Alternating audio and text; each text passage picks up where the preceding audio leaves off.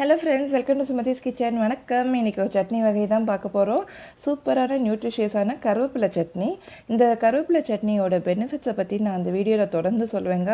அதனால இந்த வீடியோவை மறக்காம ஃபுல்லா பாருங்க. இந்த வீடியோவை பார்த்துட்டு உங்களுக்கு இந்த சட்னி நீங்க செஞ்சு பாருங்க. நிச்சயமா உங்களுக்கு ஒரு நல்ல டிஃபரன்ஸ் இருக்கும். வாங்க வீடியோக்குள்ள போலாம். இன்னும் சப்ஸ்கிரைப் பண்ணாதவங்க கீழே உள்ள ரெட் சப்ஸ்கிரைப் பட்டனை கிளிக் பண்ணுங்கள்.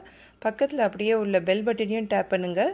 வாரந்தோறும் நான் போடுற வீடியோஸ் உங்களுக்கு வந்து சேரும். இப்போ இங்கே கருவேப்பிலை பாருங்கள், நல்லா அலசிட்டு ஒரு 2 கப் அளவுக்கு இங்கே எடுத்து இந்த மாதிரி கிச்சன் டவலில் உலர்த்தி வச்சுருக்கேன். இது ஈரம் லைட்டாக இருந்தால் பரவாயில்ல. இங்கே பாருங்கள், நான் பண்ணும்போது லேசாக ஈரம் இருக்குது, அது இருந்தால் பரவாயில்ல. கருவேப்பிலையோட மகத்துவம் நிச்சயம் சொல்லி ஆகணுங்க. எங்கே பார்த்தாலும் எந்த நாடாக இருந்தாலும் கருவேப்பிலை ஈஸியாக கிடைக்கக்கூடிய ஒரு இலை. இதில் வந்து அவ்வளோ அயன் சக்தி நிறையா இருக்குது, கால்சியம் இருக்குது. அதுமாதிரி ஹேர் லாஸ் உள்ளவங்க, இளநறையை தடுக்கணும்னு நினைக்கிறவங்க அடிக்கடி கருவேப்பிலையை உணவில் சேர்த்துக்கங்க. நம்ம என்ன தான் வந்து ஹேருக்கு வந்து டானிக் அது இதுன்னு ட்ரீட்மெண்ட்ஸ் எடுத்தால் கூட நம்ம இன்டேக் என்ன எடுக்கிறோமோ அதுதான் வந்து வெளியில் நல்லா இருக்கும், நம்மளுக்கு ஹேர் க்ரோத் இருக்கும். முதல்ல உள்ளுக்குள்ளே என்ன எடுத்துக்கிறோமோ அதுதான் வெளியில் காட்டும் நம்மளுக்கு.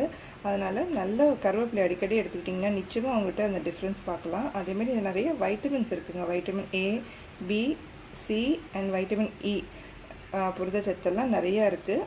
இப்போ நம்ம இது ஈஸியான ஒரு கருவேப்பிலை சட்னி எப்படி செய்யலான்னு பார்க்கலாம். இது இட்லி, தோசை, சாதத்துக்குள்ளே நம்ம தொட்டு சாப்பிட்லாம். இன்னொன்று முக்கியமான விஷயங்க, இந்த மாசமாக இருக்கவங்களுக்கு வாயை பெட்டுற மாதிரி இருக்குது, வாந்தி வர மாதிரி இருக்குங்கிறவங்க, இல்லாட்டி டயபெட்டிக் பேஷண்ட்டுக்கு கூட ரொம்ப நல்லதுங்க.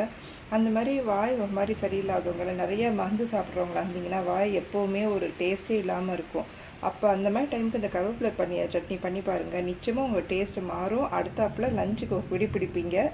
நல்லா இது செஞ்சு பாருங்கள். இப்போ இதுக்கு தேவையானது 2 கப் கருவேப்பிலை, அப்புறமா 2 வெங்காயம் எடுத்திருக்கேன், அதே அளவுக்கு 2 தக்காளி, கொஞ்சமாக ஒரு 1.5 இன்ச் அளவுக்கு இஞ்சி, 2 பூண்டு பல், பச்சை மிளகாய் 3, பெருங்காயம் தேவையான அளவு, தேங்காய் 1 கப், இங்கே கடலைப்பருப்பு, உளுத்தம்பருப்பு, சீரகம் வச்சுருக்கேங்க. உளுத்தம்பருப்பு வந்து 1 டேபிள் ஸ்பூன், கடலைப்பருப்பு 1/2 டேபிள் ஸ்பூன், சீரகம் 1/4 டேபிள் ஸ்பூன், சீரகம் 1/4 டேபிள் ஸ்பூன். முதல்ல வெறும் கடாயில் வந்து எண்ணெய் இல்லாமல் வெறும் கருவேப்பிலையை போட்டு நல்லா வதக்கிக்கங்க. ஹை ஃப்ளேமில் வைக்காதீங்க, இல்லாட்டி கருகி போயிடும். நல்ல மிதமான சூட்டில் நல்லா வறுத்து இந்தமாதிரி அகலமான தட்டில் போட்டுட்டிங்கன்னா சீக்கிரமாக ஆறிடும். இப்போ அதே கடாயில் வந்து ஒரு 2-3 சொட்டு எண்ணெய் ஊற்றிக்கலாம்.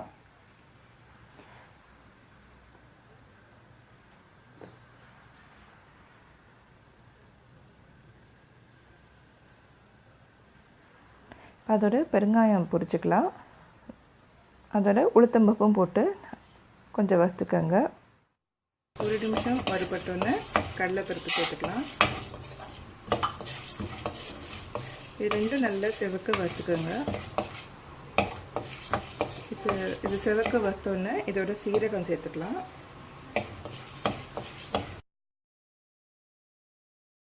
உளுத்தம்பருப்பு வறுத்ததெல்லாம் தனியாக மறுபடியும் இந்த தட்டில் எடுத்து போட்டு அதே கடாயில் கொஞ்சம் எண்ணெய் ஊற்றி பூண்டு, வெங்காயம் 2யும் வதக்கணுன்னே அப்படியே அதுலேயே தக்காளியும் போட்டு வதக்கிக்கிறேன். ஒரு 2 நிமிஷம் வதக்கினா போதும் எல்லாத்தையும்.